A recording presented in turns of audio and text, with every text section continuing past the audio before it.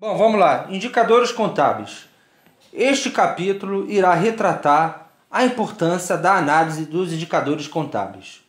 Através destes, é possível avaliar a saúde financeira da companhia e sua evolução. Há 4 tipos de indicadores contábeis, são eles: liquidez, estrutura patrimonial, rentabilidade e atividade. Esses são os 4 tipos de indicadores contábeis. Então, os indicadores contábeis, eles nos permitem avaliar o estado financeiro de uma ação empresa. Enfim, de uma empresa. Ação empresa é a mesma coisa. E permite avaliar também a sua tendência ou comportamento ao longo do tempo. Então, por isso que esse item indicadores contábeis é muito importante. É o primeiro passo que a gente dá na análise fundamentalista de uma empresa. Vamos começar falando pelos indicadores de liquidez, né? Falando inicialmente dos indicadores de liquidez, né? O principal objetivo deles é conseguir mensurar a capacidade da empresa de honrar os seus compromissos de curto prazo através da venda dos seus ativos de curto prazo, o que consequentemente refletirá no risco de insolvência no curto prazo. Parte da premissa de quanto maior, melhor. Os índices de liquidez se subdividem em liquidez geral. O índice de liquidez geral é calculado a partir da divisão da soma dos ativos circulantes e realizável a longo prazo pela soma dos passivos circulantes e exigível a longo prazo. Sua função é indicar a liquidez da empresa, tanto no curto prazo quanto no longo prazo. Por isso o nome de liquidez geral. Aí está aqui a fórmula, né? E aqui a explicação básica dele. Este índice permite avaliar a capacidade de pagamento de todas as obrigações, tanto de curto quanto de longo prazo, através de recursos não permanentes, ou seja, recursos não imobilizados. O ideal é que este índice não seja inferior a 1. Sendo o índice inferior a 1, a companhia estará financiando, pelo menos em parte, as aplicações no permanente imobilizado com recursos de terceiros. Uma observação muito importante a ser feita é que não necessariamente, se esse indicador liquidez geral for menor do que 1, retrata que a situação financeira da empresa é ruim. Por quê? Porque nesse caso quer dizer que os recursos no permanente, como máquinas, equipamentos, móveis, precisam ser financiados com recursos de terceiros. O que é condizente, já que estes tipos de aplicações, que são aplicações no permanente, geralmente têm retornos a longo prazo. E os recursos de terceiros também são amortizáveis no longo prazo. Ou seja, as coisas se casam, né? Você só vai pegar um empréstimo de longo prazo se o retorno daquele ativo que você está investindo for a longo prazo também. Se for ao contrário, você pega um empréstimo de curto prazo para investir no ativo que você espera que o retorno só vai ser a longo prazo, não é legal. Vai começar a bagunçar a situação financeira da empresa, né? Então, por isso que esse índice liquidez geral, quanto é menor do que 1, não necessariamente quer dizer que é uma situação ruim. É claro que maior do que 1, de 1 para cima é muito bom, mas menor do que 1 não quer dizer que é ruim. Porque geralmente menor do que 1 quer dizer que parte dos recursos do imobilizado vão ter que ser financiados com recursos de terceiros. E como os recursos de terceiros têm tem parcelas que são amortizadas só no longo prazo. Tu não pega um empréstimo, a empresa não vai pegar um empréstimo para pagar daqui a 6 meses, geralmente. Ela pega um empréstimo para fazer um investimento que vai pagar ao longo dos anos, né? E então, como geralmente você pega os recursos de terceiros que são só amortizáveis a longo prazo e as aplicações no permanente que são financiadas também com recursos, serão, nesse caso, quando o índice de liquidez é menor do que 1, serão financiadas com recursos de terceiros. Então, faz sentido isso. Por quê? Porque essas aplicações no permanente só tem retorno a longo prazo. Então, não há um descasamento entre os empréstimos que são pegos com as aplicações que são feitas. Porque tanto as aplicações como os recursos que são pegos de terceiros, os dois são no longo prazo. Então aquilo que você vai ter de retorno vai dar para você pagar com aquilo que você vai ter que pagar de juros, entendeu? Porque os dois vão ser a longo prazo. Liquidez corrente, né? O que é a liquidez corrente? O índice de liquidez corrente corresponde à divisão entre o ativo circulante e o passivo circulante e é utilizado para avaliar a capacidade de pagamento das obrigações de curto prazo através dos bens e créditos circulantes. O ideal é esse indicador ser comparado com outras empresas do mesmo setor, pois, devido às peculiaridades de cada setor, este índice pode oscilar bastante entre duas empresas distintas, ou apresentar valores que a princípio não mostrariam uma situação saudável de uma determinada empresa, mas que a mesma apresenta valores acima da média do seu setor, mostrando assim que realmente é confortável sua situação financeira. Assim, uma empresa industrial deve apresentar um quociente de liquidez corrente maior do que o quociente de liquidez corrente de uma empresa comercial, em razão de naquela os recursos aplicados na atividade terem um retorno mais lento. Na indústria, os recursos permanecem mais tempo dentro do ativo circulante, na forma de estoques de matéria-prima e produtos em elaboração. Ou seja, numa empresa comercial, o estoque, né, ele gira mais rápido. Ou seja, ele vende mais rápido, o que leva a valores menores de estoque.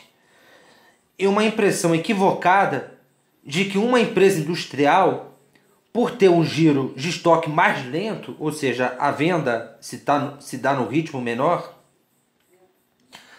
e consequentemente um nível de estoque maior, ou seja, ela vende mais devagar, ela vendendo mais devagar, ela vai ser mais estocada, ela sendo mais estocada, ela vai ter uma conta estoque maior, ela tendo uma conta estoque maior, consequentemente, ela vai ter, a princípio, um melhor índice de liquidez corrente, ou seja, um índice de liquidez corrente mais alto do que uma empresa comercial, né? Então, a gente não pode comparar o índice de liquidez corrente com duas empresas distintas, ou seja, uma empresa comercial com uma empresa industrial, porque não é uma comparação perfeita. Porque é claro que uma empresa industrial vai ter um índice de liquidez corrente maior, porque a conta estoque dela, lá no ativo circulante, vai ser maior, porque ela vende, o giro do estoque dela é mais lento, ela vende mais devagar.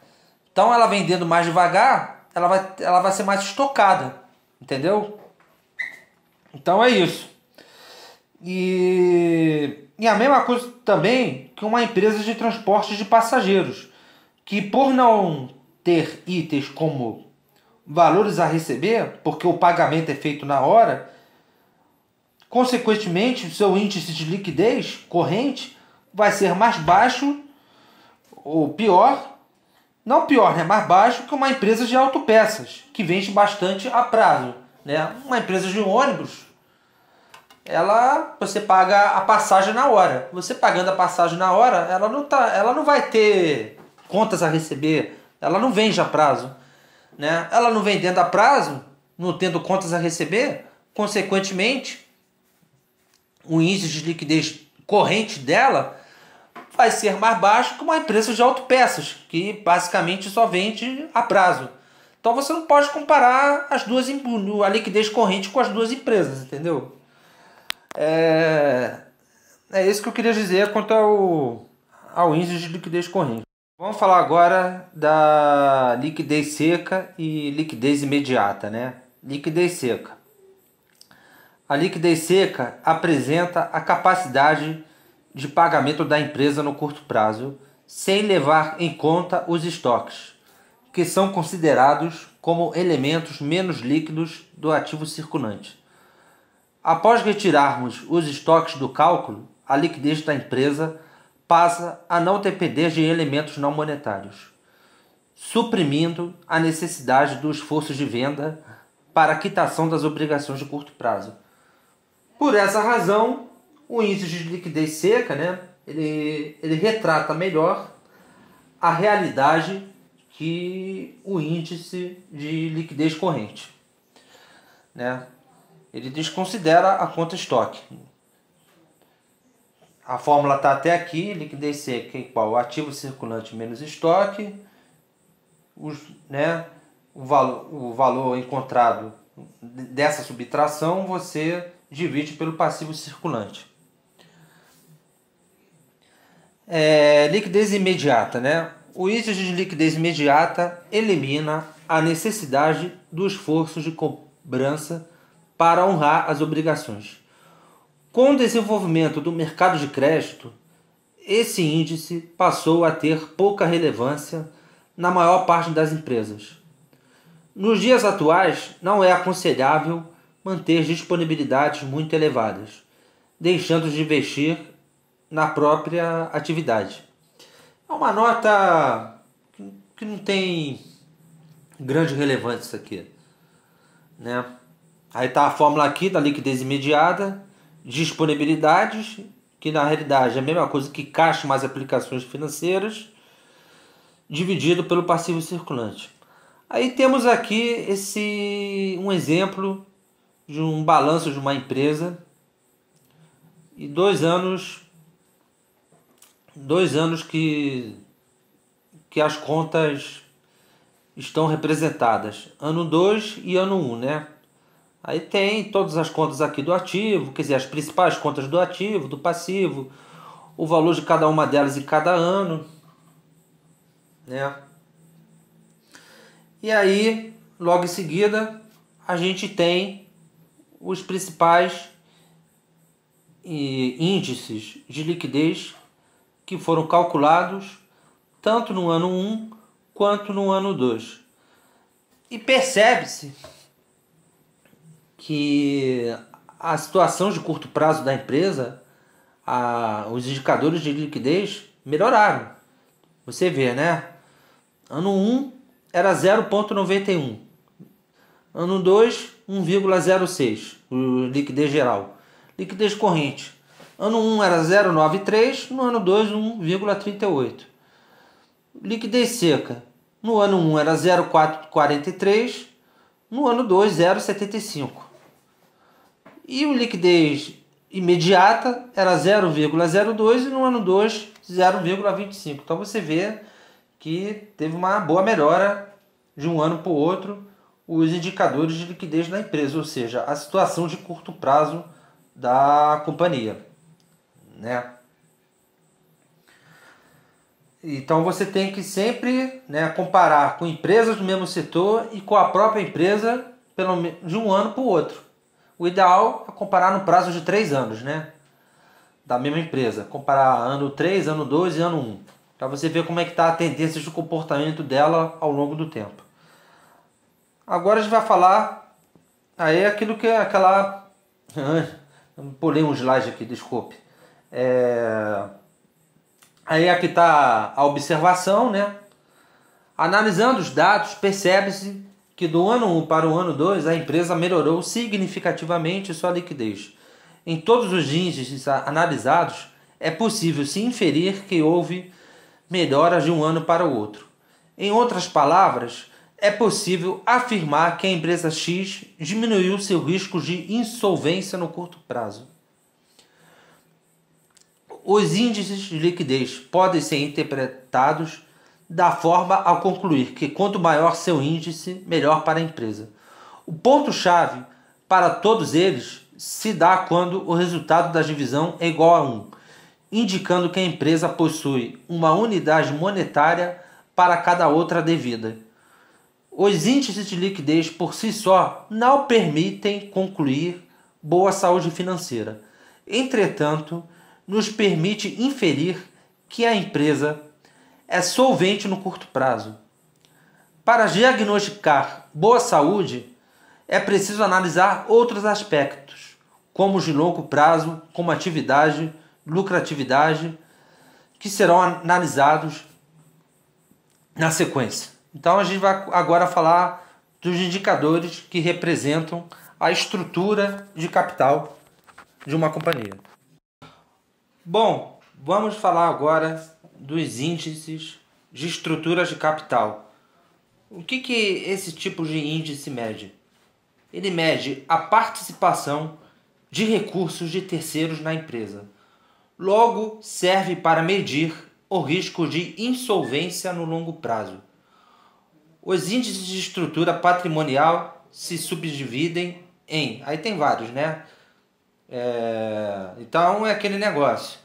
O índice de liquidez, ele mede a situação de curto prazo da companhia e os de estrutura de capital de longo prazo. Então vamos falar de cada um deles.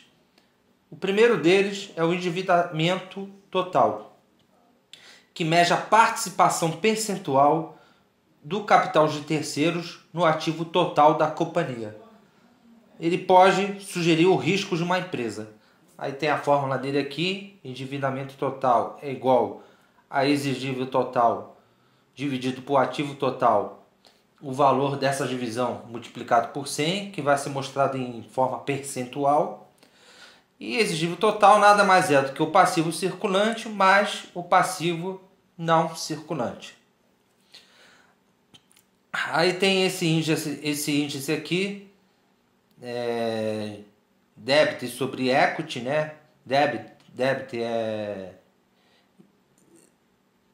endividamento em inglês e equity é patrimônio, né? Líquido. Então, o que ele significa? Ele mede a participação percentual do capital de terceiros no patrimônio líquido da companhia. Ou seja, demonstra a relação entre a dívida total da empresa e seu próprio capital, isto é, a quantidade de unidades de reais de propriedade de terceiros que a empresa suplementa a cada real de capital próprio, para manter as atividades do seu empreendimento. Se este índice for consistente durante vários anos e acentuadamente maior que 1, denotaria uma dependência exagerada dos recursos de terceiros. Cabe ressaltar que a tendência crescente deste índice se conjuga, em geral, com uma tendência declinante no índice de liquidez geral.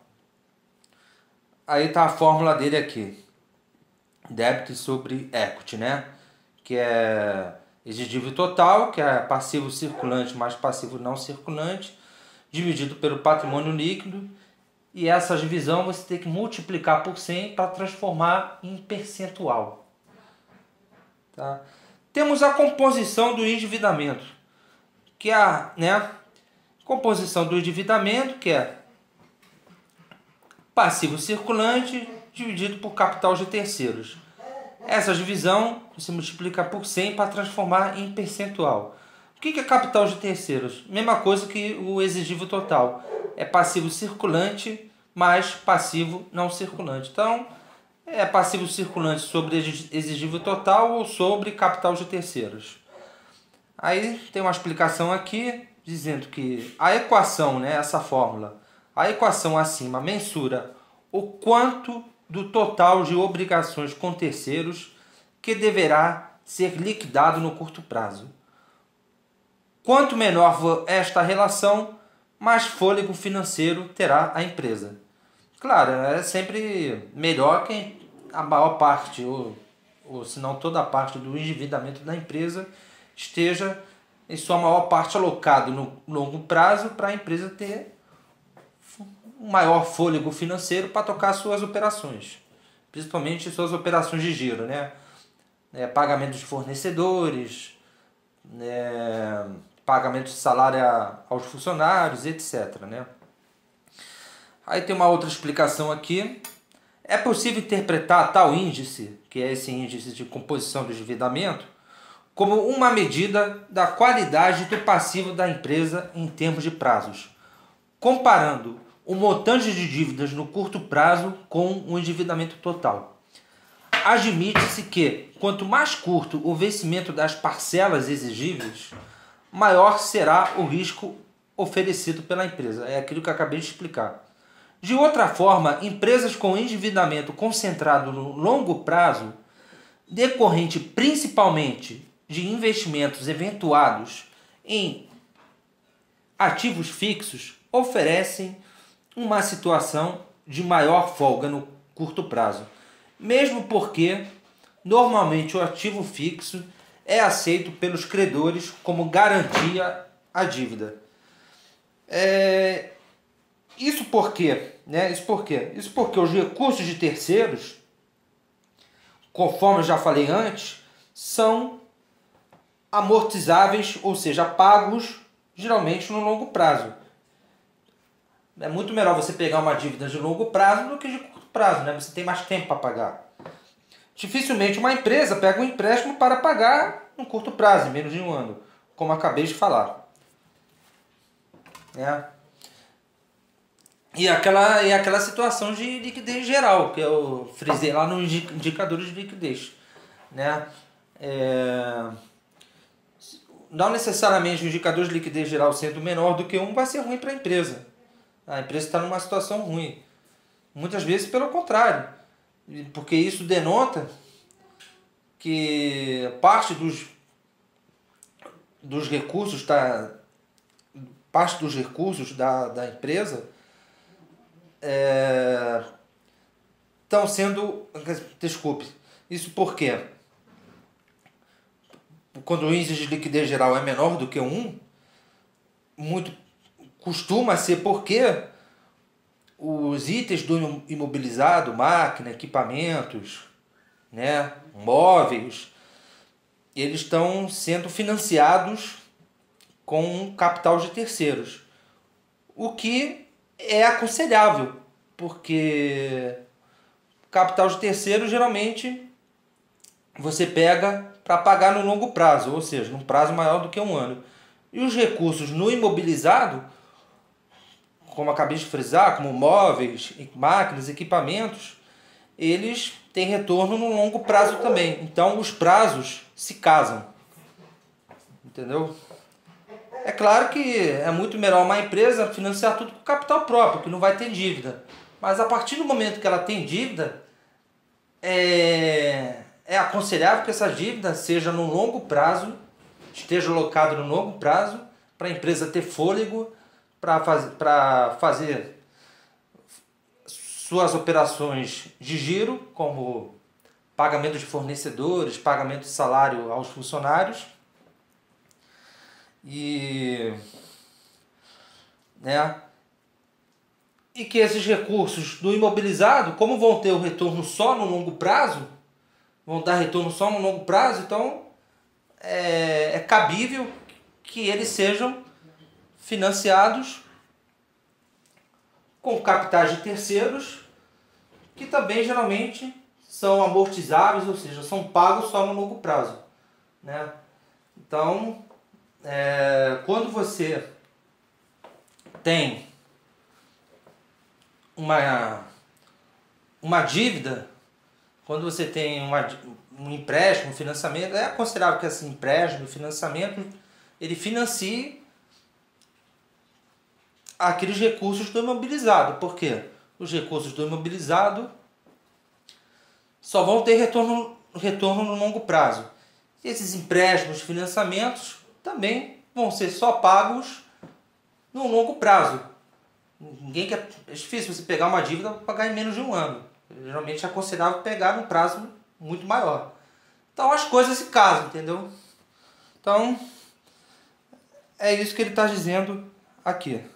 Bom, vamos continuando falando aqui dos indicadores contábeis referente à parte de estruturas capital, né?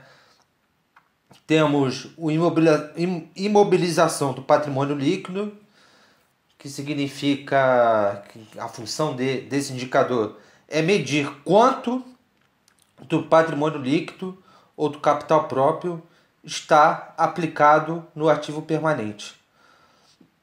A fórmula para o seu cálculo é expressada logo aqui abaixo. Imobilização do patrimônio líquido, né, é igual a ativo permanente dividido por patrimônio líquido, e dessa divisão você multiplica por 100 para transformar em percentual. Temos também imobilização de recursos permanentes, que é a mesma coisa, ativo permanente, aqui tá imobilizado, mas é ativo permanente, né? Ativo permanente dividido por patrimônio líquido mais passivo não circulante, e dessa divisão você tem que multiplicar por 100 para transformar em percentual. Aí temos uma explicação aqui embaixo. Considerando-se o princípio de uma boa gestão financeira, os investimentos em ativo permanente, capital fixo, que eu já frisei algumas vezes, devem ser financiados preferencialmente com recursos próprios. Quanto mais a empresa imobilizar recursos próprios, maior será a dependência de aportes de capitais de terceiros para o financiamento do capital circulante. Seria ideal que este índice possua coeficiente menor que 1, pois indicaria existência de capital circulante próprio, ou seja, sobras de recursos para a empresa financiar seu giro, fornecedores, estoques, empregados, etc. Entretanto, esta regra não é válida para todas as empresas, principalmente para as que recorrem de recursos de terceiros de longo prazo para financiar novos investimentos em expansão.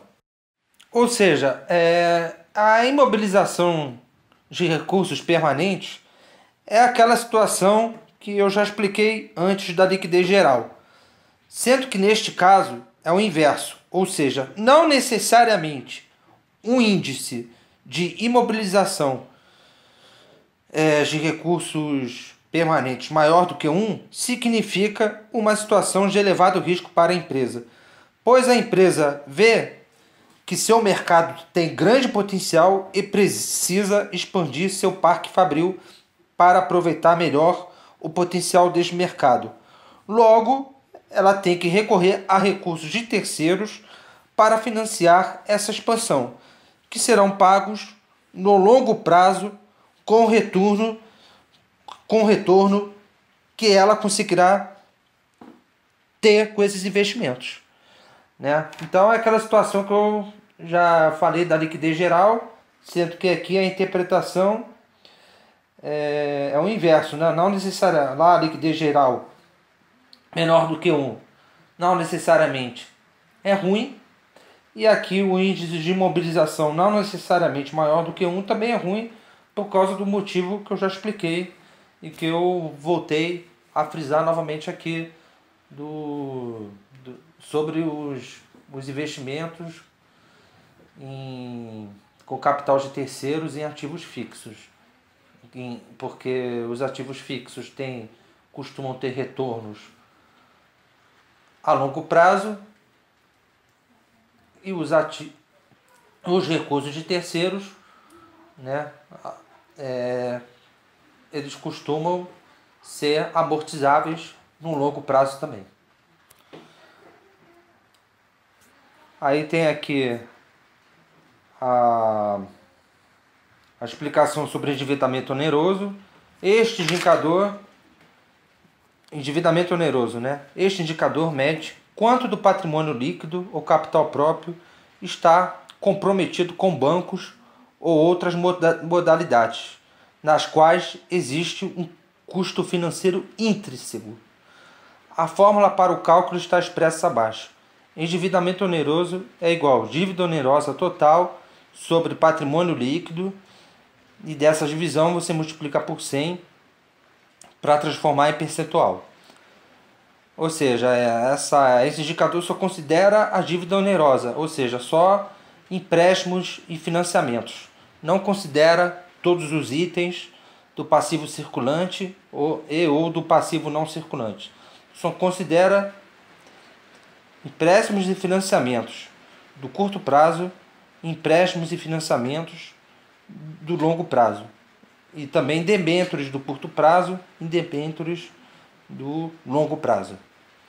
E essa equação mensura o comprometimento do capital próprio da empresa em relação a dívidas, que podem ser duplicatas, debêntures, como eu falei, entre outras.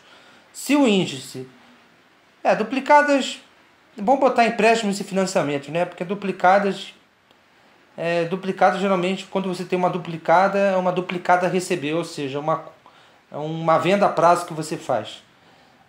Tem que trocar isso aqui.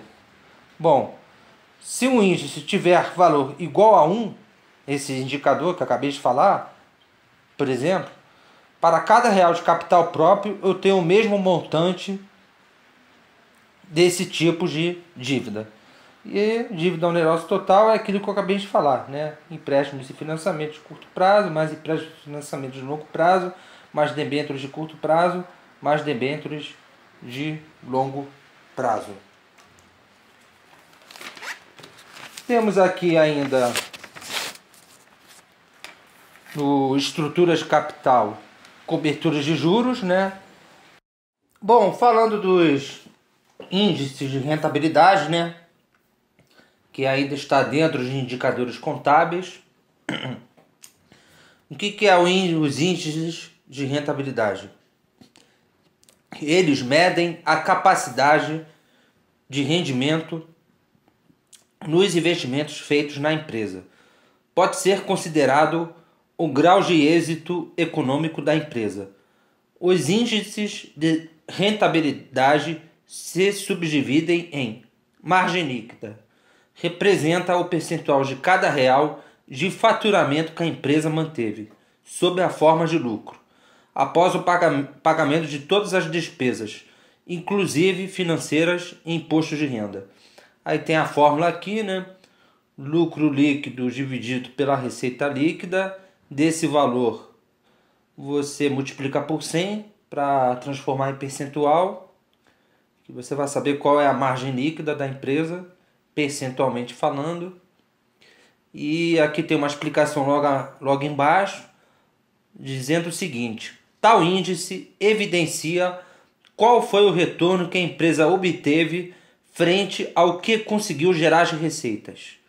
Em outras palavras, quanto o que sobrou para a firma sobre o volume faturado. A tendência desejável para o índice de liquidez deve ser crescente. Faz sentido do ponto de vista econômico que a empresa busque maiores margens de lucro líquido. Porém, eu tenho que ressaltar uma coisa, né? Margem líquida baixa não quer dizer que a rentabilidade da empresa é fraca. Assim como nos outros índices já vistos, esse indicador também deve ser comparado com empresas do mesmo ramo. Enal com empresas distintas. Então, nesse sentido, temos empresas do setor de varejo que trabalham com estoques elevados. Logo, tem um custo elevado, o que a levam a ter margens reprimidas. Mas isso não necessariamente quer dizer que terá retornos baixos. Até porque, se fosse assim, ninguém mais investiria no setor de varejo, por exemplo. O setor de varejo trabalha com estoques muito elevados. Então vai ter um custo mais alto, custo de produção mais alto, o que vai reprimir as margens dela. Mas isso não quer dizer que uma empresa como as do setor de varejo com margens baixas, necessariamente o retorno dela vai ser ruim, vai ser fraco. Né? Até porque, se fosse assim, como eu acabei de falar, ninguém mais investiria no setor de varejo. Ninguém mais investiria numa empresa de roupa. Ninguém mais investiria num supermercado. Porque as margens do setor de varejo são, por característica, baixa devido ao que acabei de falar. Então é aquele negócio, você sempre tem que comparar todos esses índices aqui que a gente está falando, tem que sempre comparar com empresas no mesmo setor. Bom, vamos agora para a margem bruta. Margem bruta. Esse índice mede a eficiência produtiva da empresa no que se refere aos seus custos. Margem bruta. A fórmula aqui é lucro bruto sobre receita líquida, que vai dar um valor, e desse valor você multiplica por 100 para achar na forma percentual. Aí tem a explicação aqui embaixo dizendo o seguinte: esse índice mede a rentabilidade das vendas antes de considerar as despesas operacionais, ou seja, a margem de contribuição para suporte da infraestrutura da empresa. Quanto mais alto esse índice, maior o valor agregado aos produtos ou aos serviços oferecidos. Ou seja, né, esse índice ele quer dizer o seguinte, a margem bruta. Quanto mais alto for, maior o valor agregado dos produtos que a empresa vende aos seus consumidores. Né? Ele serve para verificar, por exemplo, se o aumento de preços que a companhia está implementando está valendo a pena, ou se a empresa tem conseguido diminuir sua capacidade ociosa, ou que uma vez acontecendo isso, os custos fixos da empresa, como aluguel, como salário da diretoria, todos esses custos fixos, energia elétrica, todos eles são diluídos. Então, se a margem bruta está crescendo, ela está em ascensão, tem dois motivos aí. Ou a empresa está produzindo mais e, consequentemente, os custos fixos dela estão sendo diluídos, ou então ela está conseguindo implementar uma política de sucesso uma política de preços de sucesso nos seus produtos. Né?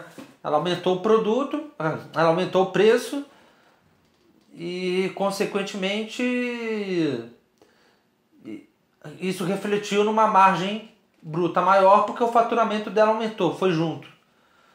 Então, é para isso que serve o índice de margem bruta, para verificar se a empresa está conseguindo implementar com sucesso sua política de preço e também para verificar se a empresa está conseguindo diminuir a sua capacidade ociosa de forma que os seus custos fixos, consequentemente, diluem também.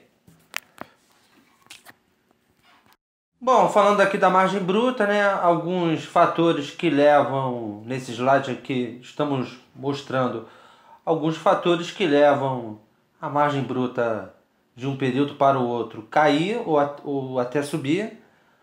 Aí tá aqui alguns exemplos, né?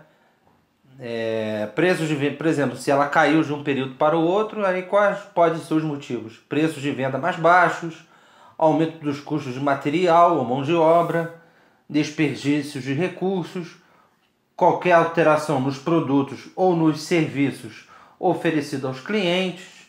Enfim, esses são os principais motivos que levam, por exemplo, uma margem bruta cair de um período para o outro, assim como também o que leva ela a subir de um período para o outro é preço de venda mais alto,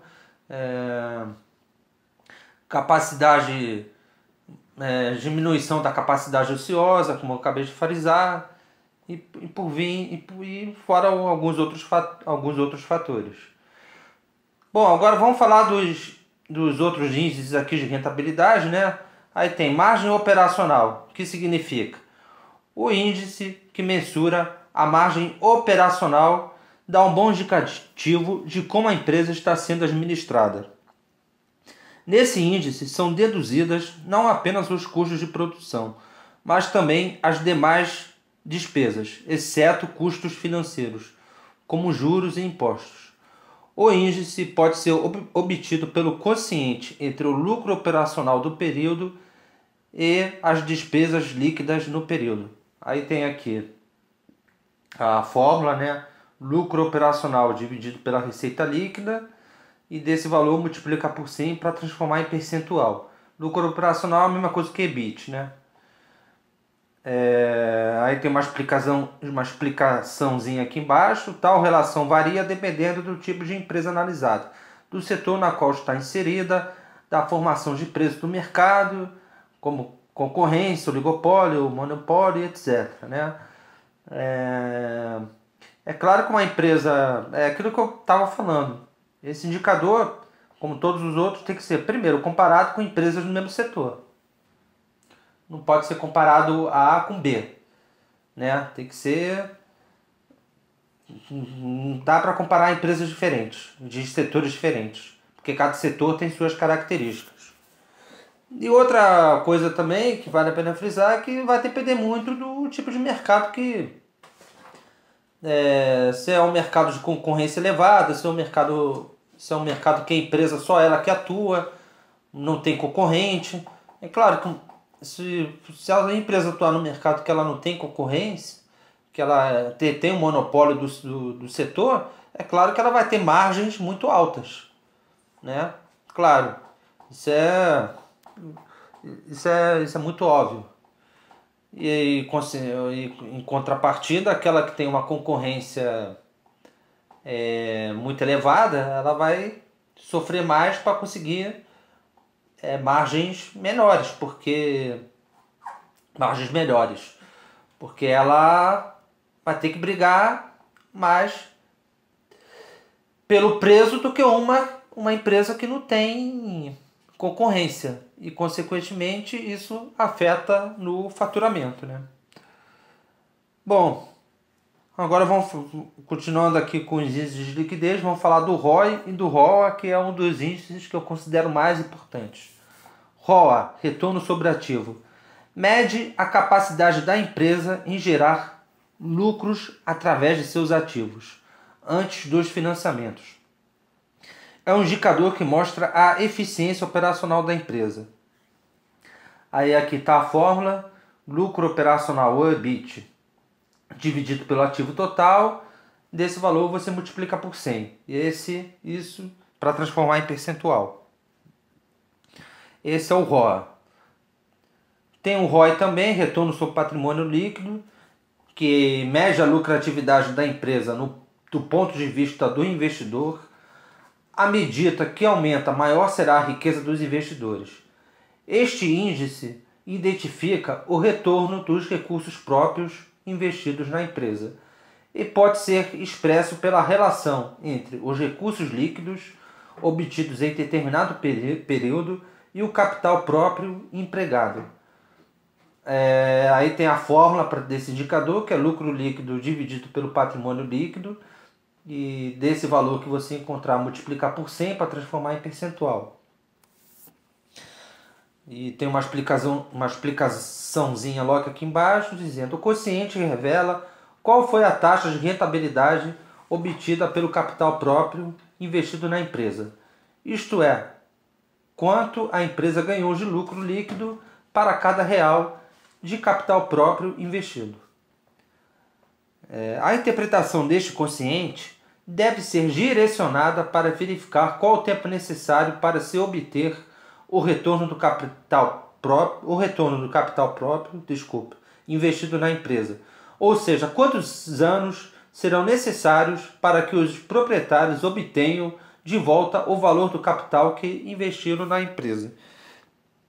Então, qual a conclusão que a gente chega? Tanto o ROI quanto o ROA, retorno sobre patrimônio líquido, retorno sobre ativo, eles precisam ser maiores que o retorno de uma aplicação financeira sem risco. Pois isso denota que o investimento na empresa que tem risco está valendo a pena. É lógico, né? O ROI representa retornos. O retorno que você obtém no investimento que você faz numa empresa. Resumindo, é isso. Quanto eu estou tendo de retorno daquele valor que eu investi na empresa, né? Então, é claro que você vai querer que, no mínimo, seja maior do que uma aplicação de renda fixa. Porque você investindo numa empresa, você tem risco. Aplicação em renda fixa, você não tem risco. Né? Então, tem que ser, no mínimo, mais alto, para compensar o risco que você está correndo. Né? Aí tem ainda, dentro dos indicadores de rentabilidade, tem o giro dos ativos, que na realidade mensura o quanto a empresa obteve de vendas para cada unidade monetária de investimento total. Ou seja, quantas vezes o ativo total da empresa girou ou se renovou, transformou-se em dinheiro, em determinado período de tempo, em função das vendas realizadas. Desse modo, quanto maior o giro do ativo pelas vendas maiores,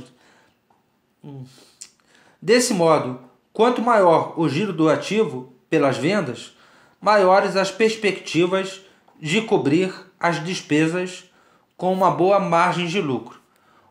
O giro dos ativos pode ser obtido pela equação abaixo. O giro do ativo é igual a receita líquida dividido pelo ativo total, e dessa divisão você multiplica por 100 para achar o percentual. Então, o giro do ativo nada mais é do que a sua capacidade de vendas, né? Então, quanto mais você vende, maior a tendência é que o seu faturamento seja cada vez maior. Quanto mais você vende, maior vai ser seu faturamento. E uma vez maior sendo o seu faturamento, a rentabilidade que você tem no negócio que você investiu vai ser maior também. Então, resumidamente falando, todos os índices de liquidez, quanto maiores, melhores. Mas é claro, tem que ser comparado sempre com empresas do mesmo setor, nunca com empresas de setores distintos, né? E tem que também, é importante fazer uma avaliação de mercado naquele setor que a empresa está inserida, se tem concorrência, se não tem, se a empresa tem monopólio. Isso a gente vai ver mais para frente na análise setorial. Bom, vamos falar agora dos indicadores de atividade, que é o último tópico dentro de índices contábeis. O que são os indicadores de atividade? Os índices de atividade tratam dos prazos de pagamento e recebimento das empresas. Quantos dias a empresa demora, em média, para receber suas vendas, pagar suas compras e renovar seu estoque?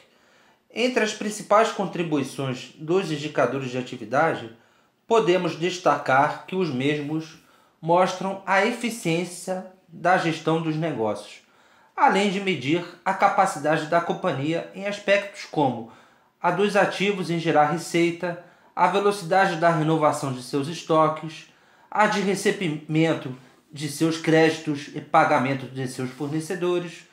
Com isso, a análise dos indicadores de atividade fornece informações essenciais para a tomada de decisão da empresa, né?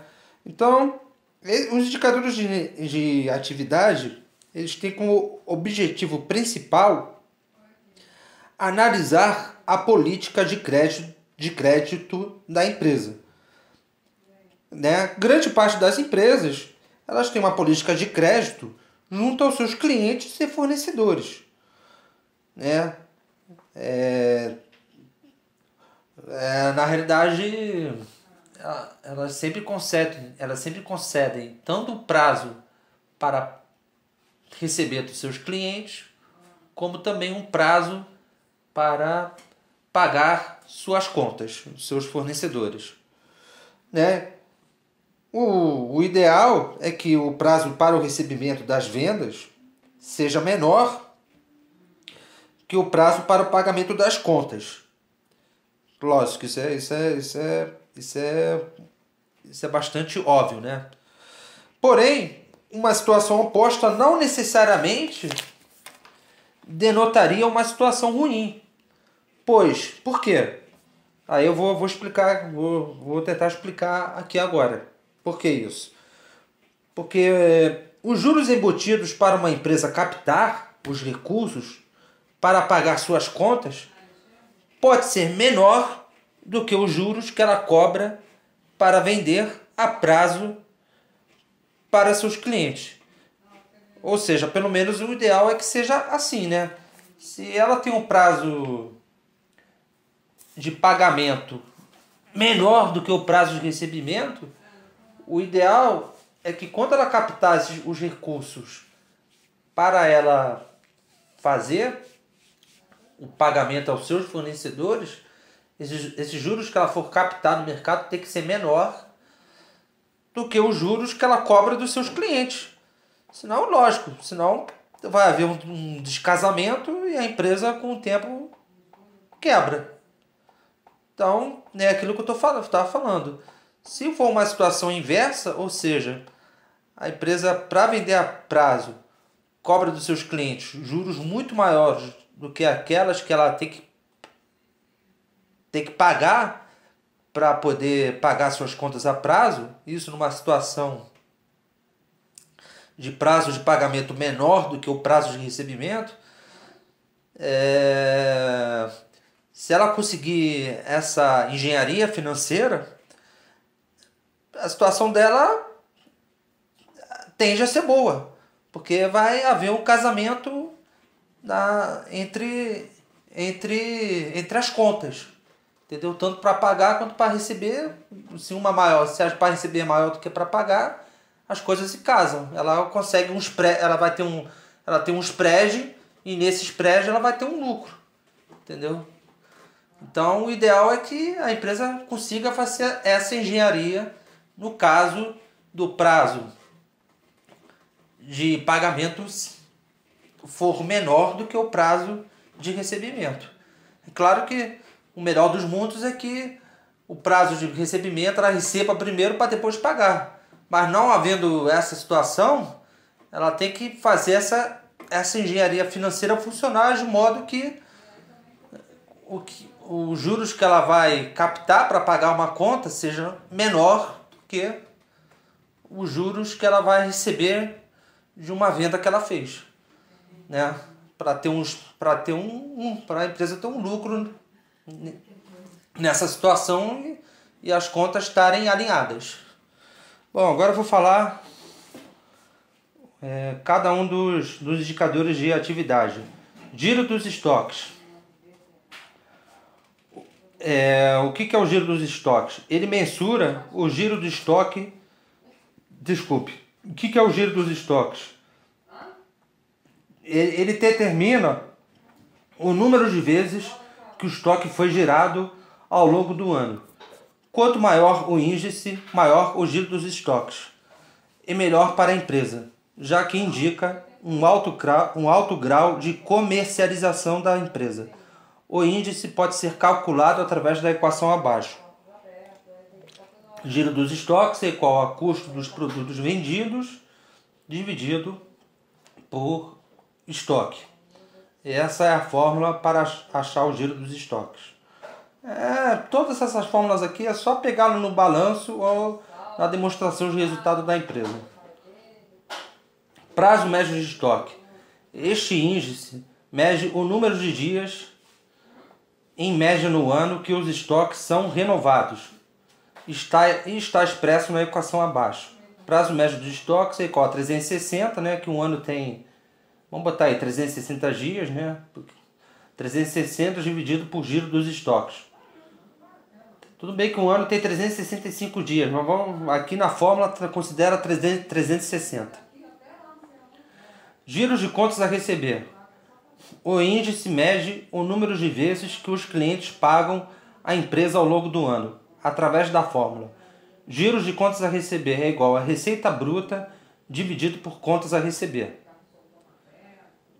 Aí, em seguida, que nem assim, tem o giro e o prazo médio. O giro e o prazo médio. Agora a gente está falando de giro dos contas a receber, agora a gente vai falar do prazo médio de contas a receber.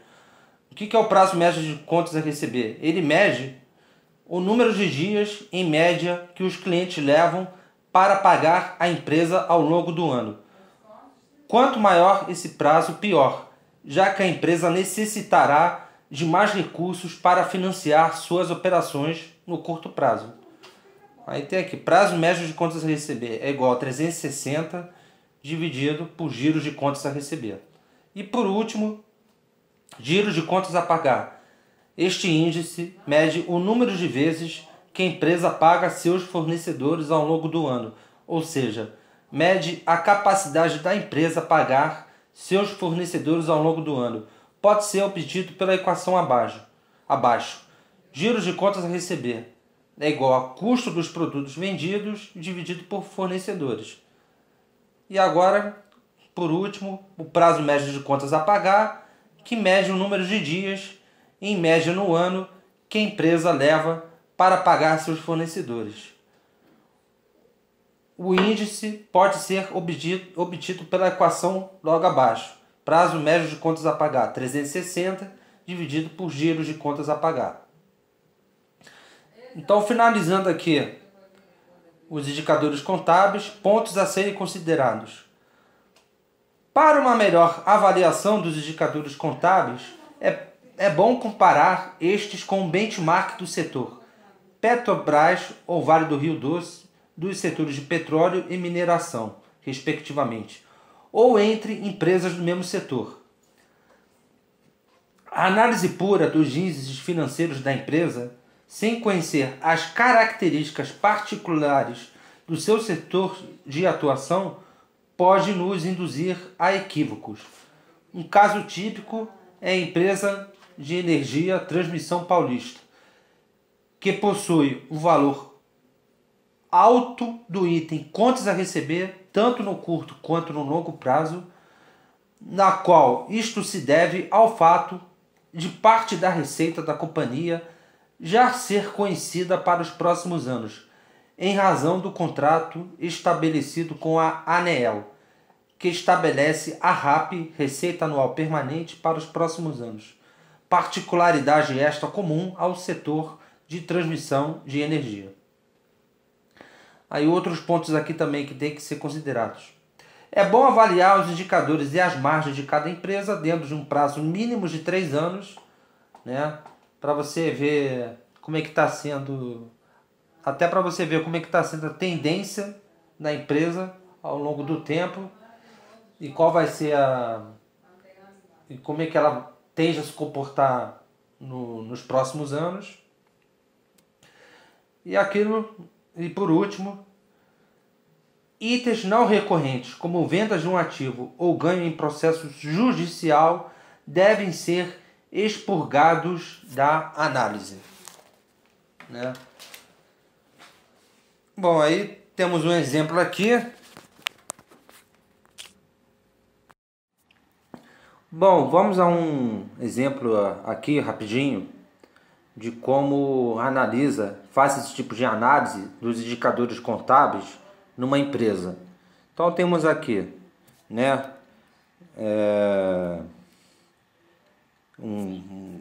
uma empresa que está sendo aberta, né? Aí está falando o seguinte: na empresa que eles estão abrindo.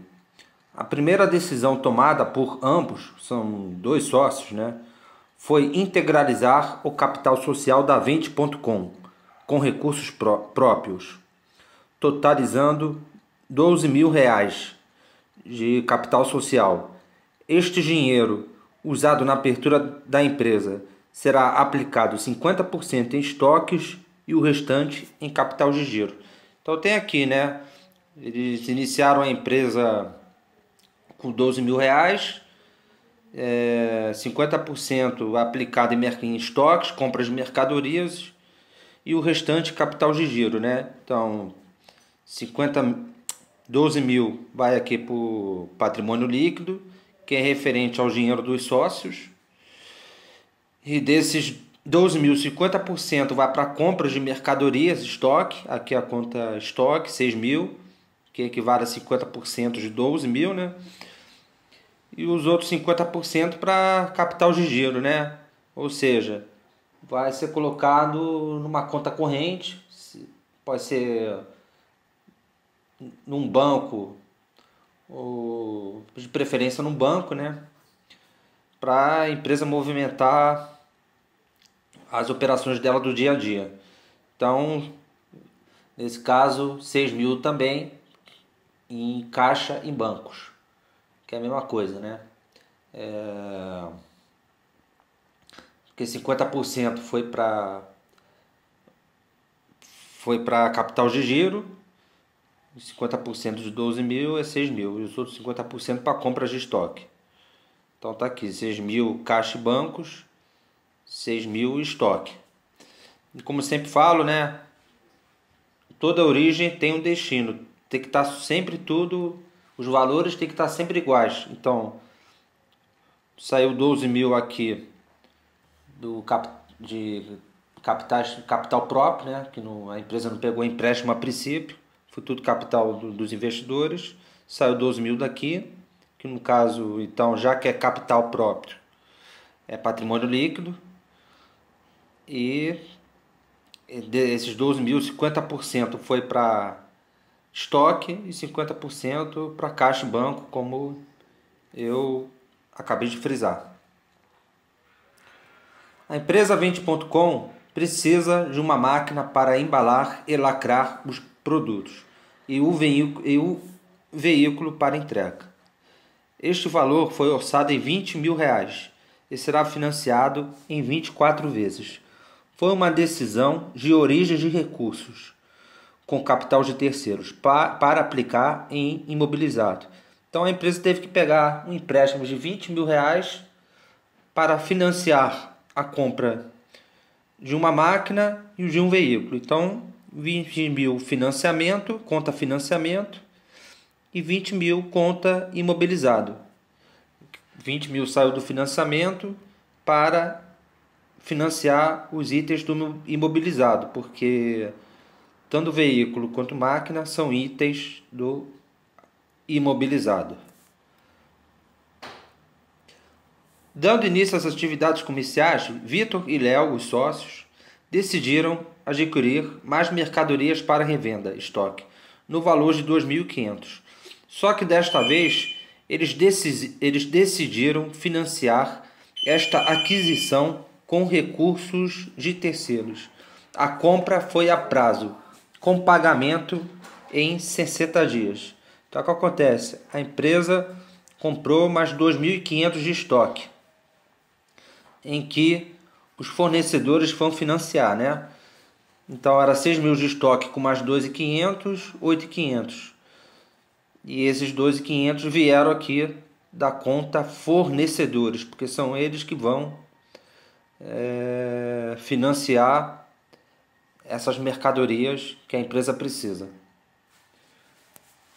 Tá? A Vente.com realizou a primeira venda. A empresa vendeu 7.500 das mercadorias em estoque, pelo valor de 14 mil, sendo que ela receberá do cliente em duas parcelas iguais, sendo uma à vista e outra para 30 dias da data da compra. O primeiro acontecimento foi abaixo do estoque. a venda da mercadoria deve ser deduzida do estoque e transferida para o custo da mercadoria vendida na DRE. Além disso, o resultado do período deve ser transferido para o patrimônio líquido da empresa, pois ele é um capital próprio. Já o recebimento da venda se deu em duas etapas. O valor de 14 mil a ser recebido pela empresa será de duas formas. 50% à vista, portanto, este valor e capital de giro irá diretamente para a conta caixa e bancos. O restante do valor ainda não foi recebido, ele é um direito, então a empresa terá uma duplicata a receber. Aí temos aqui, né? A empresa vendeu 14 mil de mercadorias, então receita 14 mil, desses 14 mil, 50% à vista e 50% a prazo, né? Então, 50% dos 14 mil, 7 mil. Com mais 6 mil que já tinha em caixa e bancos, foi para 13 mil, né? E os outros 50% foi venda a prazo, né?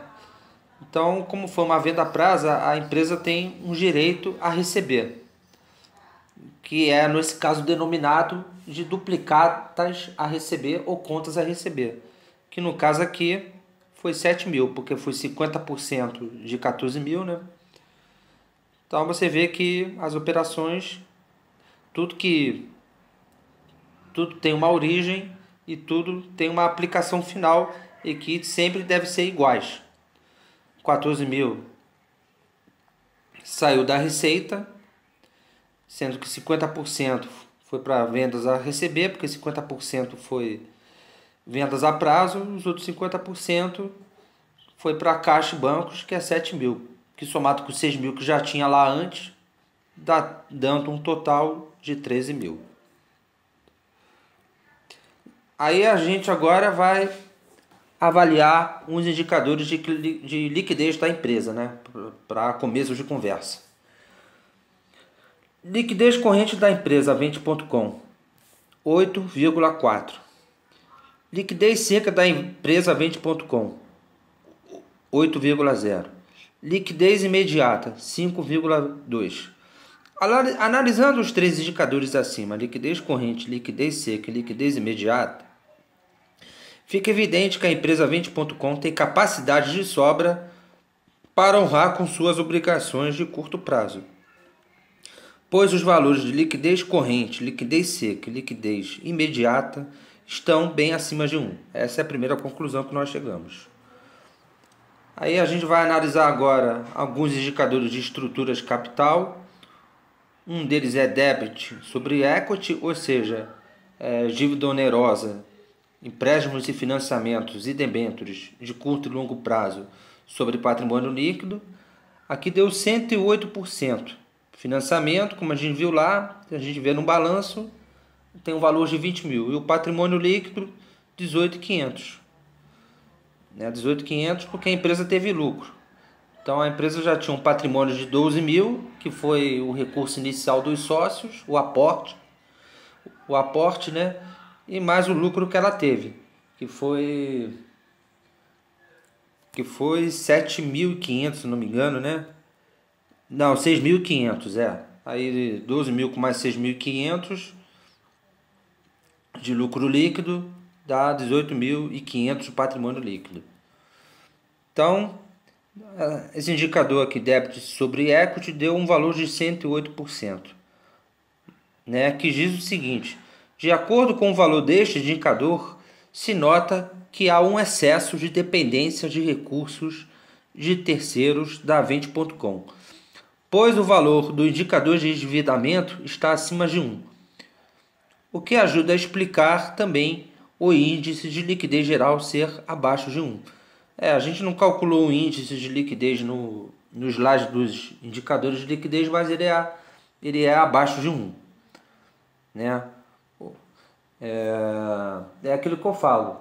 O índice de liquidez ser abaixo de 1 não necessariamente é uma situação ruim para a empresa, pois se ela tiver se esses recursos de terceiros forem para financiar ativos fixos, e esses recursos de terceiro, em sua grande maioria, estão alocados no longo prazo, faz todo sentido a empresa ter uma liquidez geral menor do que um. Porque esses recursos de terceiros, que são em sua maior parte compostos por parcelas de longo prazo, estarão financiando ativos fixos que também têm retornos a longo prazo, geralmente, né? Então as coisas se casam. Aí tem aqui composição do endividamento, né? Ou seja, o percentual que está alocado no curto prazo e percentual que está alocado no longo prazo. A gente vê aqui que somente 12,5% dos recursos estão alocados no curto prazo. Ou seja, a maior parte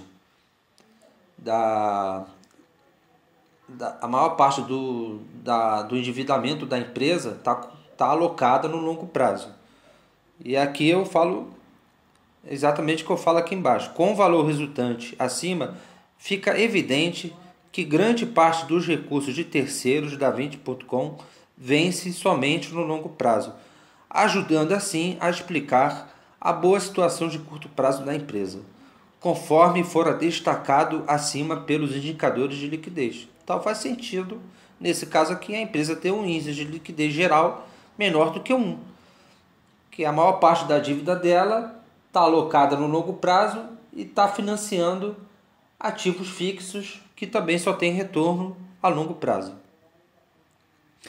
Aí eu calculei aqui ainda o imobilização de recursos permanentes, que deu 51,94%, e diz o seguinte: o valor mostrado acima, ou seja, deste indicador, nos diz que nem todo recurso à disposição da empresa, próprio e exigível ou de terceiros, é usado para financiar os investimentos em ativos fixos da empresa, o que evidencia, assim, a existência de capital circulante líquido positivo da Vente.com, reforçando mais uma vez a justificativa para os altos valores de liquidez dos indicadores de liquidez. Ou seja, nem todo recurso à disposição da empresa, seja capital de terceiros ou capital próprio, é para financiar ativos fixos. Ou seja, a empresa tem condições mais do que suficientes de financiar as operações delas de giro com capital próprio, ou seja, com o capital dela. E isso é uma situação muito boa, por isso que os indicadores de liquidez são altos também. Aí outro índice que eu calculei aqui, rentabilidade sobre patrimônio líquido, que deu 35,13%. Aí a conclusão dele, né? A Vente.com, no primeiro ano de suas atividades, gerou um retorno de 35,13% em relação aos recursos próprios, ou seja, proporcionou uma rentabilidade de 35,13% para seus acionistas, o que é bastante satisfatório no Brasil, tendo em vista que a taxa de juros Selic em nosso país está em aproximadamente 7%. Contudo, por outro lado, devido ao risco político e econômico existente no Brasil, a rentabilidade de qualquer negócio instalado no país precisa ser elevada para compensar tais riscos. Isso aqui é bastante óbvio, né? Aí a conclusão. Com base nos indicadores avaliados, podemos concluir que a empresa gera recursos de sobra tanto para pagar as obrigações com seus credores, quanto para remunerar seus acionistas. Porém, a empresa está no início de suas operações e precisa se expandir para poder se consolidar em seu mercado, Tendo em vista isso, é mais prudente a empresa aproveitar os recursos líquidos que consegue gerar para ajudar a financiar sua expansão do que distribuir aos seus acionistas. Contudo, após se consolidar no mercado, que virá além de outras medidas com os investimentos em expansão, a empresa poderá distribuir aos seus acionistas o lucro gerado. Quanto às decisões de investimento e financiamento, podemos dizer que a Vinte.com adotou a política correta, pois conforme foi visto nos indicadores, a empresa tem parte considerável de participação de capital de terceiros, pois tal participação está voltada principalmente para financiar os ativos imobilizados que geralmente têm retornos mais demorados, o que explica o fato dos seus recursos de terceiros ser quase todo alocado no longo prazo, 87,55%. Se 12,5% da composição do endividamento é de curto prazo, o restante, que são os 87,50%, será no longo prazo. Aí, continuando a explicação. Tal fato explica a ótima situação de curto prazo da empresa, em que há um excesso de caixa, o que nos leva a concluir que a companhia tem recursos suficientes para financiar suas operações de giro, ou seja, com capital próprio, não precisando assim incorrer em capital de terceiro, na qual seria desfavorável caso isso acontecesse, já que o custo financeiro para financiar o curto prazo é mais elevado que o longo prazo devido ao risco ser mais alto. É claro, você para pegar um empréstimo para financiar uma operação de curtíssimo prazo, o risco é muito mais alto do que uma operação de longo prazo. Então, por isso que os juros, o custo financeiro desse empréstimo, se for para financiar uma operação de curto prazo, tem que ser muito mais alto do que uma operação de longo prazo.